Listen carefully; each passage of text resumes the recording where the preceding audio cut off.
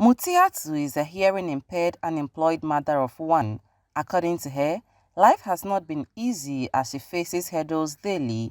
One of her major concerns is access to health care. She spoke through an interpreter. When I was pregnant and I went there, to communicate with people, it was hard because the doctor was just pointing at things, showing, and it wasn't enough. The communication wasn't enough. So there are instances where you go and they give you a drug. You don't even know the type of drug they are giving you and why they are giving you that drug because there is no initial communication for you to know what they are talking about. Access to universal health care is an important target under the Sustainable Development Goals. Despite this, persons with disabilities in Ghana, more often than not, are left behind due to unfriendly services and physical barriers at the various health facilities in the country.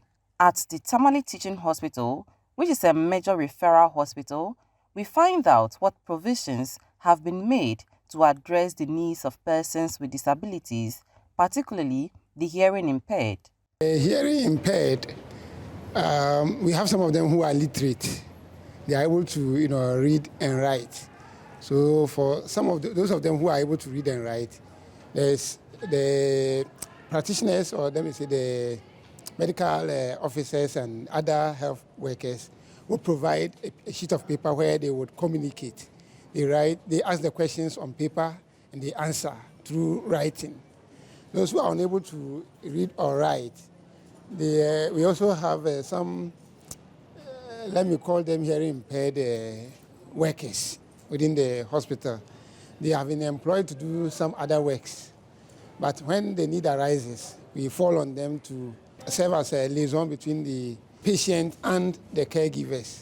This approach, according to Mutiatu, is a breach of doctor-patient confidentiality, noting that they are unable to read and respond to what health officials write on paper for them. So when I went to the hospital, first I was sick.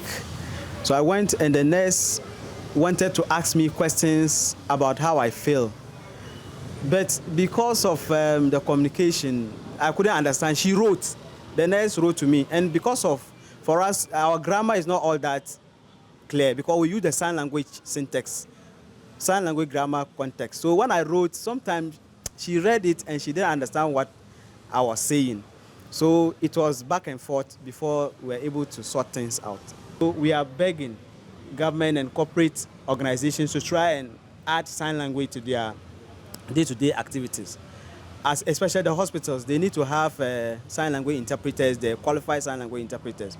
So whenever we visit, we can feel at home and there will be more development for we the deaf people, especially we the deaf women. We are begging government. But are there plans for hospitals like the Tamale Teaching Hospital to make provision for professional sign language interpreters to ease the frustration of their clients? Not as much as I know, not as far as I know. We don't have such plans in terms of, in the very short term, we don't have such plans. But maybe, who knows, in the medium to long term, we may consider that and adjustments will be made appropriately in terms of our structural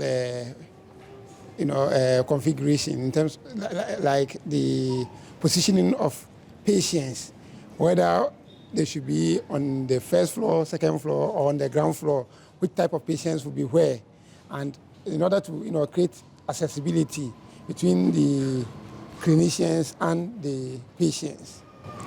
Nonetheless, persons with disabilities have also decried the lack of employment opportunities and thus want the government to address their concerns. For a country like Ghana, it is important for the nation to prioritize the needs of persons with disability in areas like healthcare. From Tamale Teaching Hospital, I am Dinah Ngwan, reporting for Citi News.